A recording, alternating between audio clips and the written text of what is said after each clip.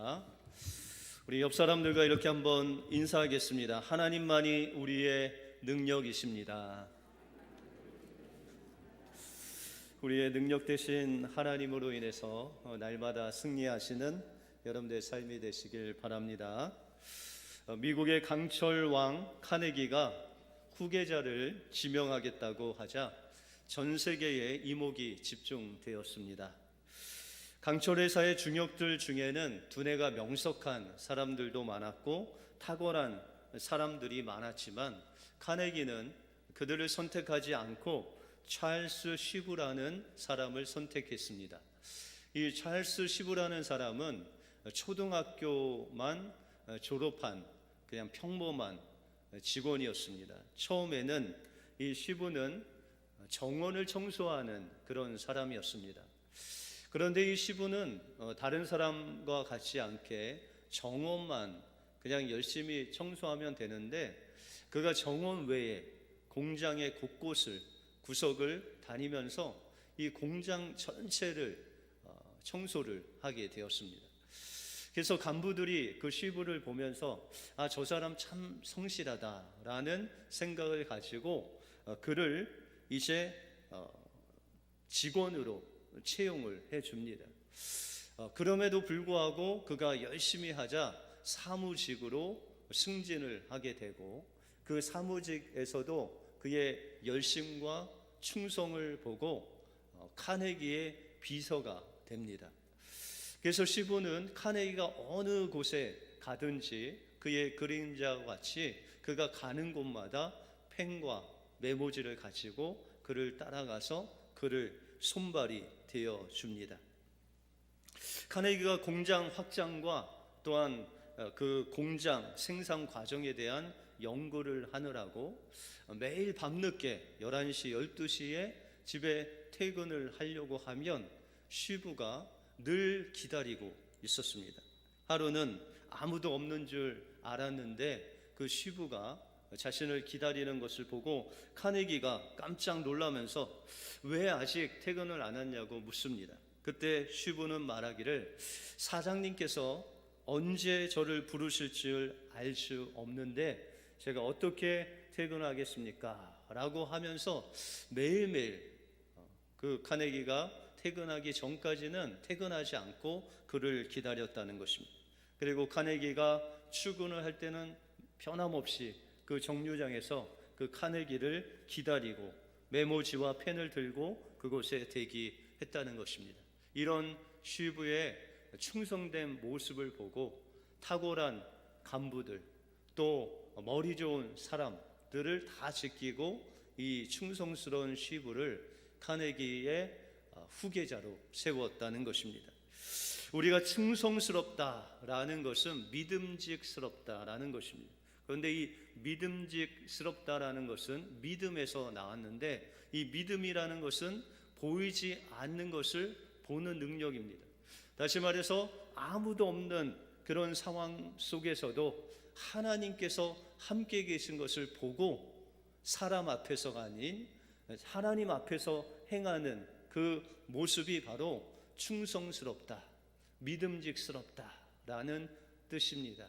그러므로 우리가 사람 앞에서가 아닌 하나님 앞에서 충성스럽게 일을 해 나갈 때 하나님께서는 여러분들을 들어 높이 쓰실 줄 믿습니다. 시부와 같이 충성스러운 하나님의 종이 되어서 하나님의 충성스러운 일꾼이 되시는 여러분들의 삶이 되시길 주님의 이름으로 축원드립니다.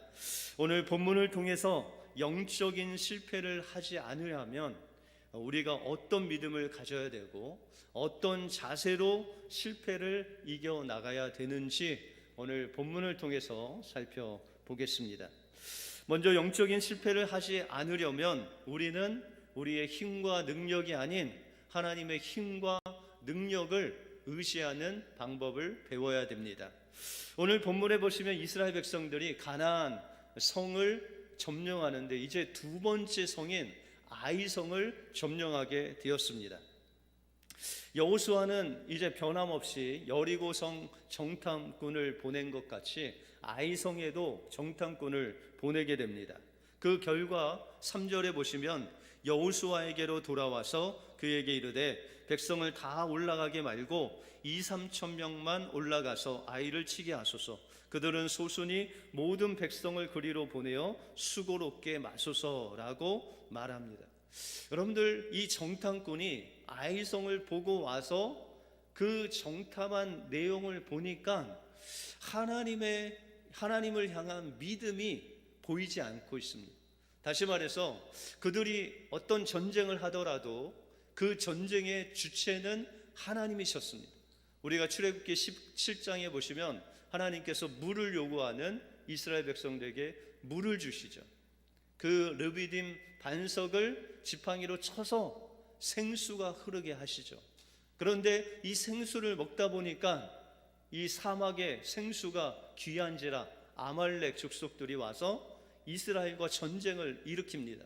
그때 하나님께서 그 전쟁의 방법을 알려주시는데 그 방법이 바로 모세가 산 꼭대기에 올라가서 두 손을 하나님께 올리면 이기고 내리면 지는, 하나님을 의지하면 이기고 의지하지 않으면 지는 그런 방법으로 전쟁을 임하게 하시죠. 그래서 하나님께서 아론과 훌을 모세에게 붙여주셔서 하루 종일 그 손을 들고 있으므로, 다시 말해서 하나님을 온전히 의지함으로 그 전쟁에서 승리를 하게 됩니다. 이와 같이 이스라엘 백성들이 방금 전까지도 여리고성도 그들의 힘으로 여리고성을 무너뜨린 것이 아니라 하나님의 방법으로 무너뜨린 것이죠. 그래서 고고학자들이 여리고성이 그 예전에 3천 몇백 년 전에 있던 그 여리고성을 조사해 보니까 지진으로 인해서 그 성이 무너진 그런 증거들이 많이 발견됐다라고 그렇게 말하고 있습니다. 다시 말해서 하나님께서 이스라엘 백성들을 통해서 하나님의 방법대로 그 여리고성에 지진을 주심으로 그 성이 완전히 무너지는 하나님의 놀라운 능력을 보여주셨다는 것입니다. 그런데 이상하게도 이 아이성 전투에서는 이런 하나님의 능력을 의지하는 정탐꾼들의 모습을 볼 수 없다는 것입니다. 그리고 아이성 정탐꾼들은 단지 아이성의 어떤 사람들의 마음을 본 것이 아니라 하나님께서 주신 믿음으로 그 땅을 바라본 것이 아니라 그들의 적은 숫자들, 머리수만 세고 돌아왔다는 것입니다. 그리고 그들은 이야기하기를 그 백성들은 여리고성의 10분의 1도 되지 아니하므로 우리는 3,000명 정도만 보내면 이길 수 있다라고 그렇게 이야기를 합니다. 여러분들, 하나님의 전쟁에서 하나님께서 사람의 숫자로 싸우십니까? 아니면 하나님께서 싸우십니까? 하나님께서 우리의 인간의 힘과 능력을 의지해서 전쟁을 하는 것을 원치 아니하신다는 거예요. 눈에 보이는 것을 의지하고 우리가 가진 것으로 무엇인가 영적인 싸움에서 이기기를 원하시는 것이 아니라 하나님의 방법대로 하나님을 의지함으로 하나님께 순종함으로 그 전쟁에서 하나님이 승리하게끔 하기를 원하신다는 것입니다. 그래서 우리가 사세기에 보시면은 기드온이 나오죠. 그 기드온과 또한 300용사를 여러분들이 알지 않습니까? 근데 하나님께서는 이 기드온을 통해서 미디안 족속들과 전쟁을 하시는 데 있어서 많은 사람을 원치 아니하신다라고 말씀하고 있습니다. 그래서 우리가 사사기 7장 2절에 보시면 여호와께서 기드온에게 이르시되 너를 쫓는 백성이 너무 많은즉 내가 그들의 손에 미디안 사람을 붙이지 아니하리니 이는 이스라엘이 나를 거스려 자긍하기를 내 손이 나를 구원하였다 할까 함이니라 라고 말씀하고 있습니다. 기드온이 미디안과 싸움을 하려고 했을 때 이스라엘 백성 중에 32,000명이 몰려왔습니다. 근데 하나님께서 그 몰려온 이스라엘 백성들을 기뻐하지 아니하시고 그 숫자가 많음을 기뻐하지 아니하신다라고 말씀하고 있습니다. 그 이유는 그 많은 숫자로 싸워 내가 이겼다라는 이스라엘의 교만을 원치 아니하셨다는 거예요. 그래서 하나님께서 기드온을 통해서 그 32,000명 중에 22,000명, 그 전쟁을 두려워하는 모든 사람들 다 집으로 돌려보냅니다.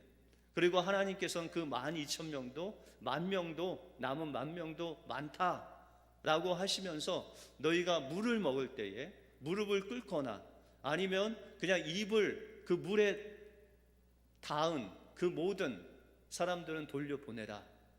단지 손으로 물을 떠서 적군이 오나 안 오나 보고 물을 먹은 그 300명만 남겨두고 다 보내라 라는 것입니다. 여러분들, 이 300명, 기드온의 300용사라고 했을 때 300용사가 정의 부대임으로 미디안을 이긴 것이 아닙니다. 하나님께서는 그 정의 요원을 뽑아서 정말 잘 싸우는 사람 몇 명을 통해서 미디안과 싸우기를 원치 아니하시고 오직 하나님을 의지하고 하나님을 신앙하는 믿음직한 300명을 통해서 미디안과 싸워 이기시기를 원하셨다는 것입니다. 그래서 그 300명과 기드온과 하나님께서 명령하신 말씀에 순종할 때 미디안 그 족속들을 이길 때 누구도 자신의 힘으로 이겼다고 고백하지 아니하고 오로지 하나님의 힘으로 됐다고 하나님께 영광을 돌렸다는 것입니다. 그러나 오늘 5절에 보면 아이 사람이 그들 36인쯤 죽이고 성문 앞에서부터 스바림까지 쫓아와서 내려가는 비탈에서 쳤으므로 백성의 마음이 녹아 물같이 되었다라고 말씀하고 있습니다. 이 정탐꾼들 또한 그 말을 듣고 3,000명이 아이성에 갔는데 이 아이성이 그들 생각보다도 강해서 그들을 쫓아오고 36명을 죽였다는 거예요. 그 36명이 쓰러지는 것을 보고 그 마음이 물같이 녹았다라고 그렇게 말씀하고 있습니다. 여러분들, 여리고를 정탐할 때 그 정탐꾼들이 라합을 만나죠. 그 라합이 믿음의 고백을 하는데 그 여리고 성의 사람들의 마음을 이야기합니다. 하나님께서 홍해를 가르시고 또한 요단강 저편에 시온과 옥, 그 강력한 왕들을 다 멸하신 그 하나님의 소문을 듣고 여리고 성의 사람들의 간담이 녹았다라고 그런 믿음의 고백을 들었죠. 그런데 지금 이 아이성을 정복하려는 사람들이 자신의 힘과 능력과 숫자로 싸우려고 했을 때 죽어가는 사람들을 보고 오히려 자신들의 마음이 물같이 녹아버리는 실패를 안겨다 주었다는 것입니다. 그러므로 우리의 삶 속에서 영적인 전쟁은 우리에게 속한 것이 아니라 하나님께 속한 것입니다. 영적인 전투에서 여러분들의 신앙의 경륜으로 싸워서 이길 수가 없다는 거예요. 여러분들의 말씀의 지식으로 싸워도 그 영적인 전쟁에서 우리가 승리할 수 없다는 거예요. 아무리 숫자가 많아도 아무리 가진 능력으로 싸워도 영적인 전쟁에서는 이길 수가 없다는 것입니다. 하나님이 함께하지 아니하시면, 하나님의 능력을 의지하지 않으면 우리는 영적인 전쟁에서 승리할 수 없다는 것입니다. 그러므로 우리는 철저하게 그 인원이 몇 명이 되든 우리가 가진 소유가 얼마든 간에 그것에 상관없이 하나님을 의지하고 하나님의 능력을 의지하고 바라볼 때 하나님께서 여러분들의 영적인 전쟁에서 날마다 승리를 안겨다 주실 줄 믿습니다. 여러분들의 힘과 능력이 아닌 하나님의 힘과 능력만을 의지하심으로 매일매일 영적인 전투에서 승리하시는 여러분들의 삶이 되시길 주님의 이름으로 축원드립니다. 다음으로 영적인 전쟁에서 실패하지 아니하려면 우리는 날마다 세상의 유혹 속에서 예수님의 십자가를 붙들어야 됩니다. 이스라엘 백성들이 패배한 원인은 하나님을 바라보지 않고 인간의 힘과 능력을 의지한 것뿐만 아니라 하나님의 언약을 어겼기 때문에 그는 아이성 전투에서 실패할 수밖에 없었습니다. 오늘 1절에 보시면 이스라엘 자손들이 바친 물건을 인하여 범죄하였으니 이는 유다 지파 세라의 증손 삽디의 손자 갈미의 아들 아간이 바친 물건을 취하였습니다. 여호와께서 이스라엘 자손들에게 진노하시니라 라고 말씀하고 있습니다. 하나님께서는 여리고 성을 점령할 때 여호수아를 통해서 그 모든 사람들, 그 모든 짐승을 죽이고 그곳에 있는 은금, 폐물, 이 모든 것들을 하나님께 바치라 라고 말씀하셨습니다. 여호수아서 6장 18절에 보시면 너희는 바칠 물건을 스스로 삼가라. 너희가 그것을 바친 후에 그 바친 어느 것이든지 취하면 이스라엘 진으로 받침이 되어 화를 당케 할까 두려워하노라 라고 말씀하고 있습니다. 하나님은 분명히 여리고에서 취한 모든 것들은 하나님께 드리라, 바치라고 여호수아를 통해서 명령을 하셨습니다. 그리고 만약에 너희가 바친 물건 중에 하나라도 취하면 그것이 죄가 되어서 이스라엘 전체가 하나님께 바침이 될 것이다. 여리고 성의 죽음같이 너희도 다 죽을 것이다 라고 강력한 주님의 메시지를 그들에게 전했다는 거예요. 여러분들, 우리가 생각할 때 하나님께 예물을 드릴 때 그 여리고 성에 있었던 아주 귀한 예물들을 남겨두었다가 하나님 앞에 드리면 얼마나 하나님께서 기뻐하실까. 그럼에도 불구하고 하나님은 그 모든 것들을 다 죽이라 라고 말씀하셨다는 거예요. 여러분들, 애굽에 10가지 재앙을 낼 때 마지막 초태생이 다 죽이라고 하셨죠. 하나님께서 가나안 땅을 주실 때 처음껏 이 여리고 성은 하나님의 것이기 때문에 다 드리라는 거예요. 하나님의 것을 하나님께 돌리라는 것입니다. 또한 이 가나안 땅이 하나님께서 심판하시기로 작정하신 것은 이 가나안 땅에 우상 숭배라는 죄가 완전히 가득 차 있기 때문에 하나님께서 이 우상으로 물드는 의인이 없는, 하나님을 섬기지 않는 이 가나안 족속들을 다 죽이기로 작정하셨다는 거예요. 성경은 이것을 신약 성경의 육체라고 합니다. 하나님을 대적하고 하나님을 섬기지 않고 하나님을 경외하는 것이 보이지만 하나님을 경외하지 않는 모든 세력을 바로 육체다라고 말씀하고 있습니다. 그래서 예수님께서 십자가에서 죽으실 때 하나님을 대적하는 이 모든 육체를 십자가에 못 박아 죽게 하셨다는 것이죠. 그래서 갈라디아서 5장에 보시면 이 육체의 일은 현저하니 음행과 더러운 것과 호색과 우상숭배와 분쟁과 시기와 분냄과 술취함과 방탕함과 또 그와 같은 것이다. 이 우리의 죄 가운데 드러나는 그 육체의 모든 일들을 행하고 있었던 가나안 족속들을, 그 육체를 하나님께서 십자가에 못 박았다는 거예요. 그런데 그들에게서 나온 것들을 취하는 자는 예수님의 그 십자가의 죽음을 욕되게 하는 일과 같다라고 말씀하고 있습니다. 이스라엘 백성들이 여호수아서 11장에 보시면은 하나님께서 붙여주신 가나안 족속을 다 진멸하고 이제 전쟁을 그칩니다. 그리고 그 점령한 땅을 다 분배하는 그날이 옵니다. 그런데 이상하게도 여호수아서 11장에 보시면은 전쟁이 그쳤는데 그 가나안 땅에 몇 족속들은 그냥 남겨두었다라고 그렇게 말씀하고 있습니다. 특별히 해안가에 있는 블레셋에 속한 가사와 가드와 아스롯 사람들 약간을 그냥 남겨두었다라고 그렇게 말씀하고 있습니다. 여러분들, 하나님의 뜻은 가나안 족속들을 다 죽이는 것이 하나님의 뜻이었어요. 그런데 이 여호수아와 이스라엘 백성들이 전쟁을 그치면서 놔둔 사람들이 있었다는 거예요. 왜 놔뒀을까요? 인간의 생각으로 그들은 힘이 없다는 거예요. 그들이 있던 없던 우리의 어떤 세력과 게임이 안 된다는 거예요. 그것이 인간의 생각이죠. 그런데 여러분들, 역사를 보면 사사기에 어떤 일이 있었죠?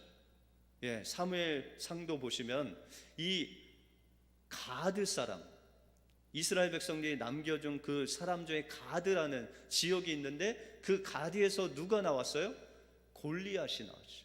그래서 이 골리앗이 다윗이 나타나기 전까지 이스라엘 백성들을 얼마나 괴롭혔는지 모릅니다.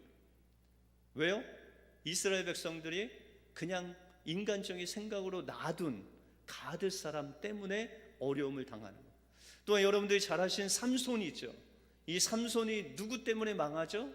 드릴라라는 여인에게 망하죠. 그럼 드릴라는 어디 출신인지 아세요 혹시? 가사라는 그 블레셋 지역의 출신 여인입니다. 그 여인을 통해서 하나님의 위대한 사사인 삼손의 그 힘을 완전히 잃어버리는데 주도적인 역할을 한 여인이 바로 드릴라입니다. 이와 같이 하나님께서 다 진멸하라 하신 그 가나안 족속들 그 약한 몇 명을 남겨둠으로 인해서 이스라엘 백성들이 블레셋이라는 그 사람들에게 얼마나 고통과 노략질을 당하는지 모릅니다. 심지어는 하나님의 임재가 있는 법궤까지 빼앗기는 그런 엄청난 부끄러움을 당하게 된다는 것입니다. 오늘 본문에 보시면 이 일을 아간이 행합니다. 하나님께서 분명히 여호수아를 통해서 너희가 하나님께 바친 그 물건을 범하지 말라라고 그렇게 누누이 말씀하셨음에도 불구하고 그가 금과 은과 또한 시날산 외투를 장막 밑으로 숨겼다는 것입니다. 그래서 결론적으로는 하나님께서 아간과 아간에 속한 가족들과 그 짐승들을 아골 골짜기에 데리고 와서 다 불태워 죽입니다. 너무하신 거 아니에요?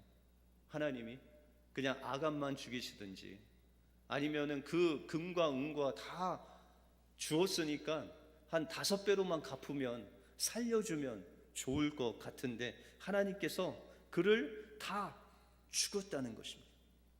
여러분들 아간의 죄는 우리가 생각하는 금이나 은이나 좀 훔쳤다 이런 도적질이 아닙니다. 여호수아를 통해서 하나님께서 명령하셨어요. 그리고 요단강을 건널 때 그 마른 땅이 되게 하시고 그 지진을 통해서 여리고성을 무너뜨리는 그 전능하신 하나님께서 명령하신 그 명령을 어긴 거예요. 그러면 이스라엘 백성 중에 아간 말고 또 다른 사람이 훔친 사람이 있었겠습니까? 없겠습니까? 없어요. 그 장정 60만이 넘는 그냥 그 나라 한 300만 중에서 아이들까지 300만이 있는데 아간 혼자서 그것을 훔쳤다는 거예요. 그것은요 거의 불가능한 거예요. 그 하나님의 그 존전에서 여리고성이 무너지는 것을 보고 그 요단강이 그 마른 땅이 되는 것을 보고 하나님의 살아계심을 체험했기 때문에 그 하나님의 명령은 그 간담을 서늘하게 할 정도로 두려운 하나님의 말씀이었다는 것이죠. 그래서 모든 사람들이 하나님 말씀에 순종해서 그 말씀대로 무엇이든지 하나도 훔치지 않았다는 거예요. 그럼에도 불구하고 아간은 그런 놀라운 하나님의 기적을 체험했음에도 불구하고 하나님 명령을 거역했다는 것입니다. 여러분들 하나님께서 아간에게 얼마나 돌아올 수 있는 기회를 주신지 모릅니다.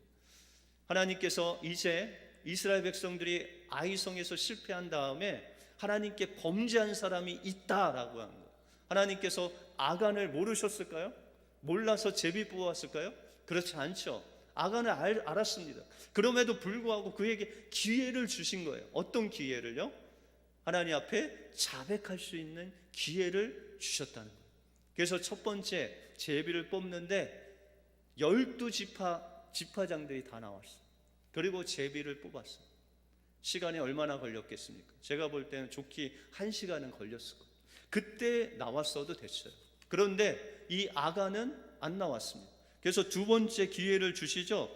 유다 지파가 아닌 유다 족속들이 여러 족속들이 있었는데 그 중에 제비를 뽑게 하시죠. 그때 족속 중에 세라라는 세라 족속의 그 우두머리가 뽑히죠. 여기까지 하나님께서 또 기회를 주셨죠. 그런데도 아간은 하나님 앞에 나오지 않습니다. 그래서 하나님은 세라 족속에서도 여러 가족들이 있겠죠. 얼마나 많은 가족들이 있겠습니까? 그런데 그 가족들에서도 삽디라는 그 가족이 걸리게 되죠. 그리고 나서 그 가족 중에서도 가족원들을 다 모아놓고 제비를 뽑았을 때 아간이 걸렸다는 거예요. 여러분들, 아간이 가졌던 그 죄는 하나님의 놀라운 역사와 기적에도 불구하고 하나님을 경홀히 여길 뿐만 아니라 하나님께서 숱한 기회를 줬음에도 불구하고 그 금과 은과 외투를 포기하지 않는, 그 죽기까지 놓지 않는 그 세상의 유혹, 죄의 속성을 아간을 통해서 우리에게 보여주고 있다는 것입니다. 선한 목자 교회를 섬기시는 유기성 목사님 설교에 보면 이런 예화가 나옵니다. 이스라엘 목자가 있는데 양들을 치고 있는데 이 양들이 좋아하는 음식 중에 하나가 깻묵이라고 합니다. 깻묵, 깨를 다 삶아서 이렇게 아주 농축해서 딱딱하게 만든 다음에 그것을 양들에게 주면 그 냄새가 고소하니 양들이 잘 먹는다고 합니다. 그런데 어느 날 이 목자가 양을 치고 있는데 그 깻묵을 모아둔 창고에 불이 난 것입니다. 그런데 신기하게도 이 양들이 그 불난 창고를 향해서 하나둘씩 달려가는 거예요. 왜요? 그 깻묵이 타면서 나오는 그 고소한 냄새를 맡고 이 양들이 그 불 속 안으로 뛰어드는 거예요. 뭐 때문에? 그 깻묵 먹으려고. 그 냄새의 유혹을 이기지 못하고 불타는데 들어가면 타 죽는데도 불구하고 그냥 돌진하는 거예요. 이 목자가 양들을 막느라고 이리 막으면 저리 들어가고 저기 막으면 이리 들어가면서 그 목자들과 함께 그 양들이 그 불타는 깻묵 속으로 들어가지 못하도록 엄청나게 막았다는 거예요. 그리고 많은 이 목자들이 도와줘서 겨우 불을 꺼서 양들은 죽지 않았지만 그 양들 막느라고 이 목자가 너무나 힘든 그 일이 있어서 그가 한 몇 주 정도 거의 그냥 죽은 시체처럼 있었다는 거예요. 여러분들, 우리의 삶 속에서 하나님께서 주시는 그 은혜, 그 기적, 그 아간이 경험한 요단강이 갈라지고 여리고성이 무너지는 그 기적과 같은, 그것보다 더 놀라운 은혜를 우리에게 주셨다는 거예요. 우리의 죄로 인해서 죽을 수밖에 없는 우리들을 위해서 그 독생하신 예수 그리스도를 그 십자가에 죽기까지 내어주심으로 여러분들 살리셨다는 거예요.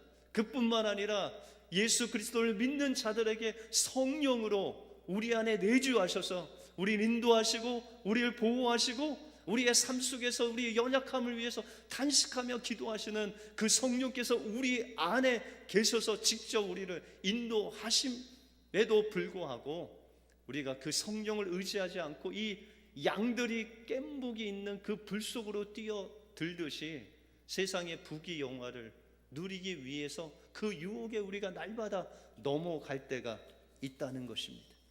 그럴 때마다 우리는 우리를 죽도록 사랑하신 그 예수 그리스도의 십자가를 바라보아야 된다. 그 목자가 양들을 막듯이 예수님께서 그 십자가를 우리에게 보여주시면서 그 유혹을 이기라고 외치고 있다는 것입니다. 그 주님의 십자가를 바라볼 때 우리는 세상의 그 유혹, 우리가 죽기까지 사모했던 그 육체의 정욕들을 십자가에 못 박고 예수 그리스도로 말미암아 성령의 인도하심을 받을 수 있다는 것입니다. 영적인 실패를 극복하기 위해서는 우리의 힘과 능력이 아닌 하나님의 힘과 능력을 의지해야 됩니다. 보이는 것이 아닌 보이지 않는 그 하나님을 바라볼 때만이 우리가 영적인 승리를 맛볼 수 있다는 것입니다. 영적인 승리를 맛보기 위해서는 세상의 유혹이 불같이 우리를 삼키려고 하지만 그때마다 우리를 사랑하사 십자가에서 죽으신 그 주님을 바라볼 때 우리는 세상의 그 불같은 유혹을 이기고 남는 놀라운 역사가 일어나게 된다는 것입니다. 이번 한 주 우리에게 세상의 유혹이 올 때 주님의 십자가를 바라보시기 바랍니다. 여러분들의 힘과 능력이 아닌 하나님의 힘과 능력을 의지하시기 바랍니다. 그럴 때 불같이 오는 그 시험을 이길 뿐만 아니라 우리를 유혹하는 그 아이성 전투에서, 영적인 전투에서 승리할 줄 믿습니다. 이 은혜가 여러분들 삶 속에 임하시길 주님의 이름으로 축원드립니다. 기도하겠습니다. 하나님 감사합니다. 오늘 아이성 전투를 통해서 이스라엘 백성들이 실패한 것은 하나님 그 눈에 보이는 것, 자신의 힘과 능력을 의지했기 때문입니다. 또한 아간의 그 죄를 향한 불같은 유혹을 이기지 못하고 끝까지 하나님을 신뢰하지 아니함으로 그들은 아이성에서 실패할 수밖에 없었습니다. 하나님, 우리의 매일매일 삶이 이 영적인 전쟁인 것을 기억하게 하시고 아이성의 전투가 매일매일 되는 것을 기억하게 하여 주셔서 우리가 영적인 실패를 극복하기 위해서 우리의 힘과 능력이 아닌 하나님의 힘과 능력을 의지하고 불같은 유혹이 우리에게 올 때마다 우리를 위해서 죽으신 그 십자가 바라보게 하여 주셔서 주님과 함께 승리하는 한 주간 되게 하여 주시옵소서. 모든 것 주님께 감사드리오며 예수 그리스도 이름으로 기도하옵나이다. 아멘.